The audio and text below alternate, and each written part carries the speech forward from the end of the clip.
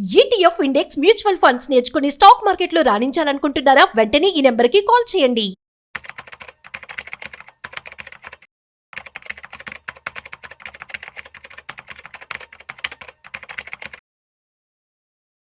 నమస్తే, welcome back to Suman TV. ప్రస్తుతం మనతో పాటు ఉన్నారు certified financial planner Madhavi Reddy గారు. మేడంతో మాట్లాడదాం. నమస్తే మ్యామ్. నమస్తే అండి.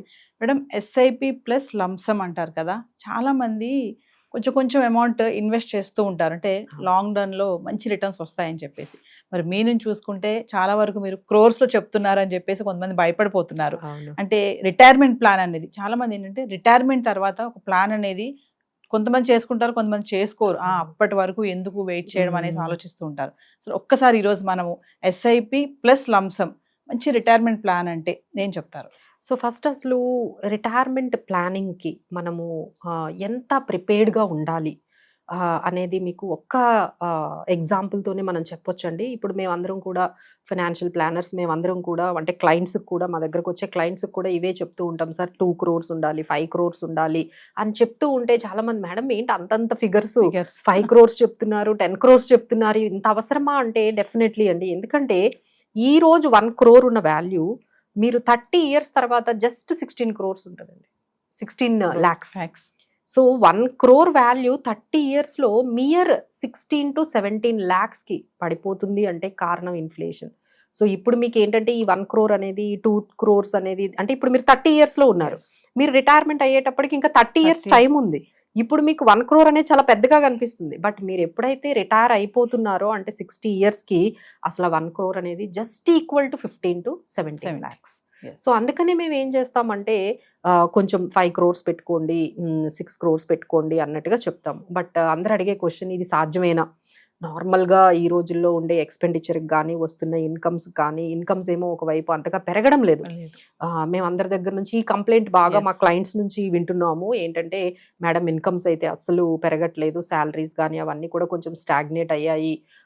ఒకవైపు ఎక్స్పెండిచర్ అయితే చాలా వరకు రెంట్స్ దగ్గర నుంచి అన్ని పెరగట్లేదు కానీ ఎక్స్పెన్సెస్ బాగా పెరుగుతుంది. లైఫ్ స్టైల్ కూడా పెంచుతున్నాం కదండి. సో ఎక్కడ తగ్గేదే లేదన్నట్టు అంత లైఫ్ స్టైల్ ని మాత్రం మనం చాలా ముందుకు వెళ్తున్నాము. సో ఇంత ఇలాంటి సిచ్యువేషన్స్ లో మనము ఇలాంటి crores, 5 crores లేకపోతే 3 crores ఇన్వెస్ట్మెంట్స్ లేకపోతే ఈ గోల్స్ అనేవి, రిటైర్మెంట్ గోల్ అనేది సాధ్యమేనంటే డెఫినెట్లీ ఎస్ అండి. బట్ మీరు అన్నట్టుగా ఈ స్ట్రాటజీ ఎస్ఐపి ప్లస్ లంసమ్ ని కూడా మనం యాడ్ చేస్తే ఈజీగా మీరు ఈ గోల్ ని మీరు అచీవ్ చేయొచ్చండి. సో మనం ఆ రెండింటికి డిఫరెన్స్ చెప్దాము.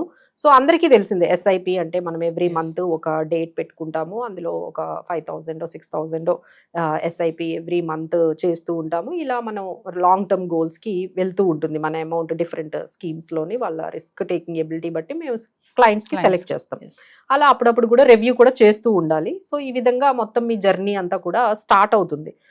అలానే ఇక్కడ లెట్స్ ఎగ్జాంపుల్ ఒకరు 5,000 రూపీస్తో ఎస్ఐపి అనేది 30 years కంటిన్యూగా చేసినట్లయితే 15% కానీ వాళ్ళకి రిటర్న్స్ వచ్చినట్లయితే 3.5 crores వరకు ఆ కార్పస్ అనేది బిల్డ్ అవుతుంది. సో ఇప్పుడు ఇది 5 crores చేసుకోవాలి అంటే చిన్నదండి, అంటే చిన్న అడ్జస్ట్మెంట్ చేయాలి. మీ దగ్గర ఎప్పుడైనా మనీ ఉంటే, మార్కెట్స్ కొంచెం తగ్గినట్టు అనిపిస్తే 2.5 lakhs ఆ లంసమ్ అనేది ఒక్కసారి చెయ్యండి. అంటే మీ ఇంట్లో ఏదైనా ఎవరికైనా మనీ వచ్చినా, లేదు ఎక్కడి నుంచి అంటే ఏదైనా మీకు బోనస్ రూపంలో కానీ ఏదైనా మనీ కానీ ఒక లంసమ్ రూపంలో వస్తే దాన్ని మనం ఏం చేస్తాము, ఇంట్లో టీవీయో ఇమీడియట్ గా అసలు మొత్తం లిస్ట్ అంతా వచ్చేస్తుంది. బయటకు వెళ్ళి కొంచెం గోల్డో లేకపోతే ఏదైనా వెకేషన్ ఇవే ప్లాన్ చేస్తాము. ఒక 2 lakhs వచ్చాయి సేవింగ్ తర్వాత ఇవన్నీ కూడా ఎప్పటి నుంచో వెళ్ళలేదు వెకేషన్ కానీ, లేకపోతే ఇంట్లో ఇది లేదు అది లేదు అనుకోండి. బట్ ఏంటంటే ఇది ఒక్కసారి మీరు 2.5 lakhs కానీ మీరు యాడ్ చేసినట్లయితే ఇదే ఎస్ఐపికి. సో ఇలానే మీరు కంటిన్యూ చేయండి. 5,000 ఎస్ఐపి 30 years వరకు 15% CAGR తో మనం క్యాలిక్యులేట్ చేసి ఈ 2,50,000 కూడా యాడ్ చేస్తే ఒక్కసారిగా మీ కార్పస్ 5.65 crores అవుతుందండి. సో ఓన్లీ ఎస్ఐపి చేస్తే 3.5 crores అయింది. జస్ట్ మీరు 2.5 lakhs కానీ మీరు ఈ జర్నీలో అంటే ఒక యాడ్ చేసుకుంటే ఒక 2 yearsలో మీరు యాడ్ చేసుకున్నట్లయితే మీకు 5.65 crores అయ్యే అవకాశాలు ఉంటాయండి టోటల్గా ఈ 5,000 ఎస్ఐపి ప్లస్ ఈ లంసమ్ ఇన్వెస్ట్మెంట్. సో ఈ విధంగా ఇలా ప్లాన్ చేసుకుంటే మీకు ఏమి 5 crores అనేది 6 crores అనేది రిటైర్మెంట్ అనేది పెద్ద కష్టంగా అనిపించదు. So you can continue with your other financial goals and other life style ఎక్స్పెన్సెస్ని మీరు మెయింటైన్ చేసుకుంటూ ఈ తక్కువ అమౌంట్తోనే మీరు రిటైర్మెంట్ ప్లానింగ్ని బాగా చేసుకోవచ్చండి. సో అందుకని ఇంకొకసారి చెప్తున్నాము. సో ఇన్ఫ్లేషన్ వల్ల మీకు ఈ క్రోర్స్ అనేవి చాలా ఇప్పుడు మేము మాట్లాడుతుంటే చాలా హాస్యాస్పదంగా లేకపోతే ఎక్కువ ఎగ్జాగరేట్ చేసినట్టుగా మీకు అనిపిస్తుంది కానీ బట్ ఆ క్రోర్ వాల్యూ అనేది ఆఫ్టర్ 30 years జస్ట్ 17 lakhs ఉంటుంది. సో అందుకనే మనం కొంచెం ఇలా ముందుగానే ఇలాంటి చిన్న చిన్న ట్రిక్స్ని స్ట్రాటజీస్ని మనం అప్లై చేస్తే ఒక డిసిప్లైన్డ్గా ఉండాలండి. ఒక స్ట్రాటజీ పెట్టుకోవాలి, డిసిప్లైన్డ్గా మనము కంటిన్యూ చేసుకున్నట్లయితే definitely it is all possible. Madam, ఈ ఎస్ఐపిలో మామూలుగా మనం ఫినాన్షియల్ ప్లానింగ్ చేస్తూ ఉంటాము. ఇదే కాకుండా ఇంకా వేరే ఏమన్నా ఉన్నాయా టైప్స్? అంటే వేరే కూడా చేసుకోవచ్చు సిప్పే కాకుండా?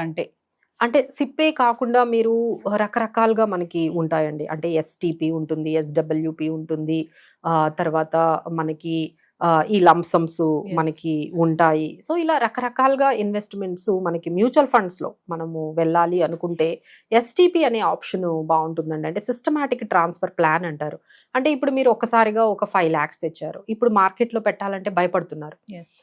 సో వాళ్ళు ఏం చేయొచ్చు అంటే ఈ 5 lakhsని ఒక డెట్ ఫండ్లో పెట్టేసి ఎవ్రీ మంత్ ఆ డెట్ ఫండ్ నుంచి మీరు ఈక్విటీ ఫండ్కి ఒక 20,000 మీరు ట్రాన్స్ఫర్ చేసుకోవచ్చు. ఓకే.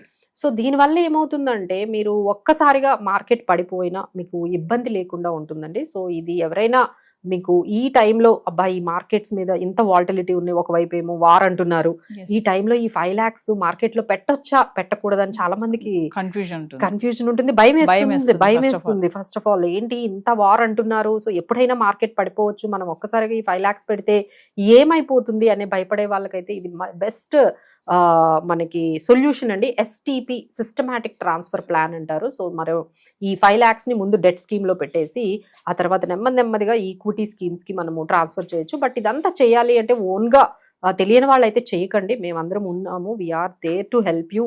ఫైనాన్షియల్ ప్లానర్స్ దగ్గరికి వెళ్ళండి. సో వాళ్ళు ఏ డెట్ స్కీమ్లో పెట్టాలి, అంటే ఈ 5 lakhsని కూడా ఒకే డెట్ స్కీమ్లో కాకుండా 2-3 డెట్ స్కీమ్స్లో పెట్టి అక్కడ నుంచి మనము ఈక్విటీ స్కీమ్కి ట్రాన్స్ఫర్ చేయొచ్చండి. ఇప్పుడు మాకు వస్తున్న క్లయింట్స్కి కూడా మేము ఇలాంటి స్ట్రాటజీసే అప్లై చేస్తాం. వాళ్ళు భయపడుతూ ఉంటారు కదా, so immediately we will make it STP అనే స్ట్రాటజీని అప్లై చేస్తాం. అంటే హోల్ అమౌంట్ అంతా ఒక దాంట్లో పెట్టకుండా డిఫర్ చేసుకుంటూ అవునండి, డెఫినెట్లీ. ఎప్పుడు డైవర్సిఫికేషన్, అసెట్ అలొకేషన్ అనేది ఆ స్ట్రాటజీస్ అయితే మనం అప్లై చేసుకుంటూ వెళ్ళాలండి. ఎందుకంటే ఇలాంటి మార్కెట్ సిచ్యువేషన్స్ లో మనకి ఎలా ఉంటుందో తెలియదు కాబట్టి, సో మేము ఏం చేస్తామంటే కొంత డైవర్సిఫికేషన్ అంటే అసెట్ అలొకేషన్ అంటే ఏముంటుంది, ఈక్విటీ, గోల్డ్, ఈక్విటీ, తర్వాత మనకి డెట్, ఈ మూడాటిల్లో కూడా మన మనీ ఉండేటట్లుగా మేము మల్టీ అసెట్ ఫండ్స్ అని, హైబ్రిడ్ ఫండ్స్ అని వీటిని కూడా పెడతాం. అంటే చాలా మంది ఏంటంటే మనీ అంతా తీసుకొని వెళ్ళి అంత స్మాల్ క్యాప్స్ లేకపోతే మిడ్ క్యాప్స్ అంతా కూడా ఈక్విటీ పెట్టేస్తారు, అసలు డెట్ అనే పోర్షనే యాడ్ చేయరు. So why can't we do it అంటే ఇలాంటి సమయంలో మనకి ఏంటంటే ఈ గోల్డ్ ETF కానీ ఈ డెట్ ఫండ్ కానీ బాగా సపోర్ట్ చేస్తుందండి. సో అసెట్ అలొకేషన్ అయితే మీరు ఆ స్ట్రాటజీని ఎప్పుడు అప్లై చేసుకుంటేనే బాగుంటుంది. Thank you.